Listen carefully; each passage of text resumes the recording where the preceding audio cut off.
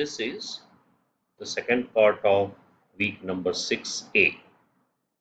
In the last video lecture, we have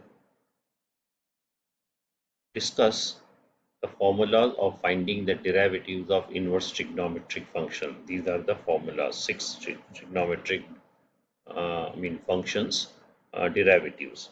So now we will see some examples on this. Compute the derivative of this, this and this. So look at it here. This is not a power. Remember, this is a symbol to denote inverse of cos. So cos inverse 3x square. Therefore, this is the whole thing is first function. So derivative of this means I will find the derivative of cos inverse. So derivative of cos inverse is minus 1 upon square root 1 minus the second one. The x is this one into derivative of the second function, this. So it is 6x, so this. So similarly here, to find the derivative of this power is for sec inverse. Therefore, I will do the derivative of this as first. This is the first, and here you see this whole thing is first and this is the second. And here the power is first and this sec inverse x is the second one. So therefore 2 sec inverse x, 2 minus 1, then the derivative of sec inverse x. So using the formulas of sec inverse x, it is this. So in this case, again, you have first function is this because there is no power here. So I will use the tan inverse 1 upon 1 plus x square, that is x square is x cube. Then the derivative of x cube, that is 3x square. This is how we use the chain rule and then use the formulas of cos inverse. So this is an interesting example application. One of the guiding principle of most sporty to keep your eye on the ball. So you see this is the baseball and this is the baseball bat and the ball is thrown at him, and you need to just keep an eye on the ball so that you can hit with this. So you see that keep your eye on the ball. In the baseball, a batter this stand 2 feet from home plate, that is home plate. So he will be what you call standing 2 feet as a pitch is shown with the velocity of, so the ball is thrown at 130 feet per second. This ball is thrown at him with 90 mile per hour or the 130 feet per second. Assuming that the ball only moves horizontally, that means no what you call in the curve, it is exactly horizontally it moves. At what rate does batter angle of gaze need to change to follow the ball as it crosses the home plate? You see, when he throws it, then how he has to see this ball. So that is angle of this. So when I use the word rate, means it is the derivative. So if you look at the angle here, so you see here, this is what I can just put, this is in the angular form. You see, this is the angular form. So look at the triangle shown below. We denote the distance from the ball to the home plate by D. So that is, the ball is here and the person is standing here. So this distance we will denote by D. Okay. Then the angle, this is the angle of the gaze, that is looking. Gaze means looking. So this is the angle denoted by theta. Since the distance is changing with time, so you see that this ball is coming towards this. So therefore distance change with time. So we write d as the function of t. The velocity is this, that is d prime t is equal to minus 30. That means it is decreasing. It is minus 30. Right? Because it is decreasing.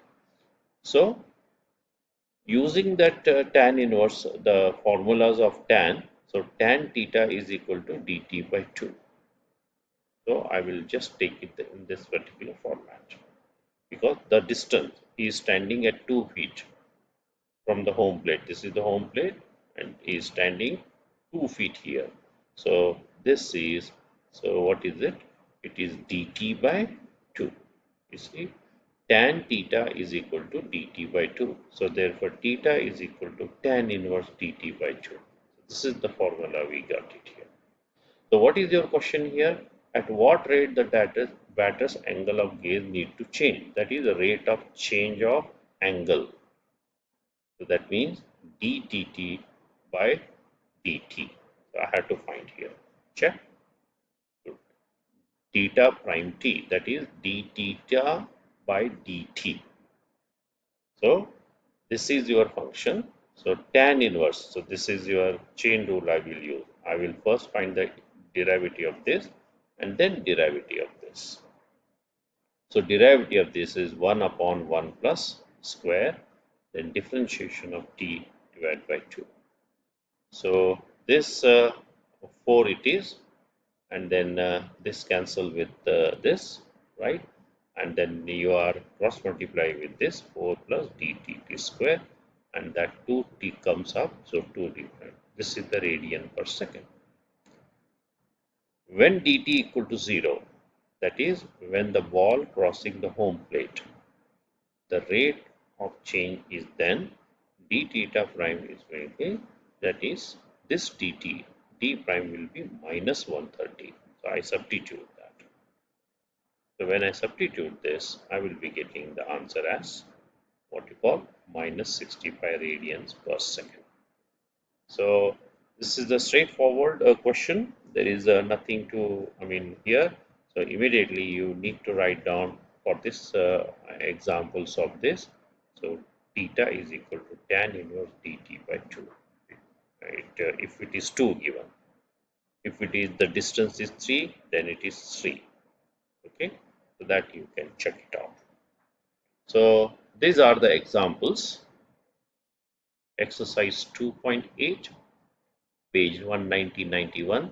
In all these examples, you are asked to find the slope of the tangent line, that is y prime, at 2, 1, at 2, root 2, 0, 1, minus 2, 2. Only the slope of the tangent line. All these functions are implicit functions, so use implicit derivatives.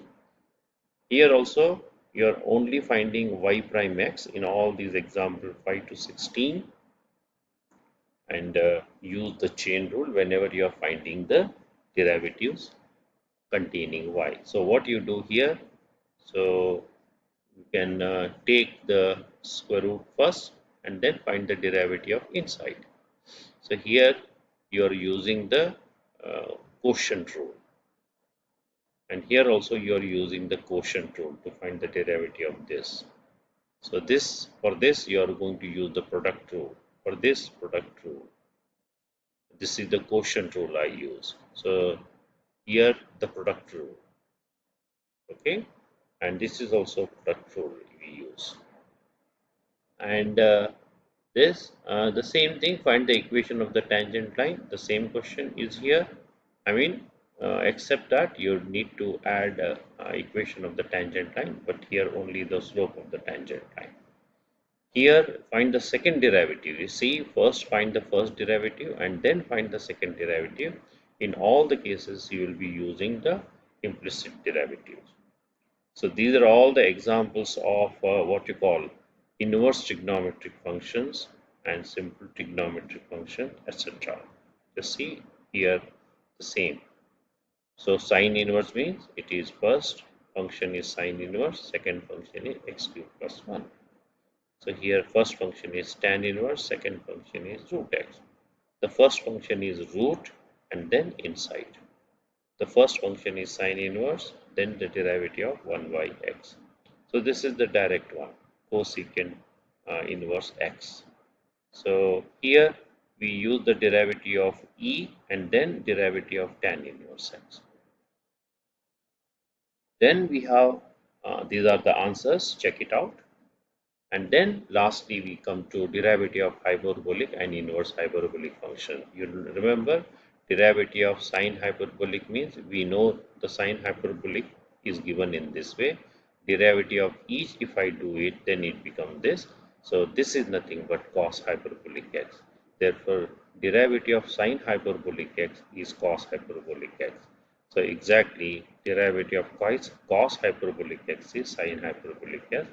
Derivative of tan hyperbolic x is sec hyperbolic square. You see where I am putting square, not sec square. Sec h square x. See cosecant h square. If it is not hyperbolic, then sec square x it is. Then these are the inverse hyperbolic formula. So these 5, this plus 1, 6 hyperbolic formulas of derivative and 6 hyperbolic inverse hyperbolic formulas of for the derivatives. So using these, one example, see fx is this. So here hyperbolic square. So therefore I will have to do first the power. See 2 sine hyperbolic 3x. Then the derivative of sine hyperbolic, right? The derivative of sine hyperbolic is cos hyperbolic. Then the derivative of 3x, that is 3. So we have a 1, 2 and 3. See 1, 2 and 3. So the same, the chain rule what we have used earlier. So these are the examples of hyperbolic functions. So more some additional examples we will do it in the live class. So here you no need to do the sketching. Just for this example 1 to 4, you will just find out the derivatives here. So these are the answers for question exercise 2.9 and summary that in two parts of video lecture 6a, what we have learned. We have learned what do you mean by implicit function and what do you mean by implicit derivative, that how we use the chain rule in finding the implicit derivatives whenever we are finding the derivative of term containing y. Then what are the derivative formulas for inverse trigonometric function? What are the derivatives formulas for hyperbolic trigonometric function? And what are the derivatives of inverse hyperbolic trigonometric function? So that's the end of the first part of week 6. So in week 6a has two parts, one and this one is 2. Then we move to the next is second part of week number 6. Thank you.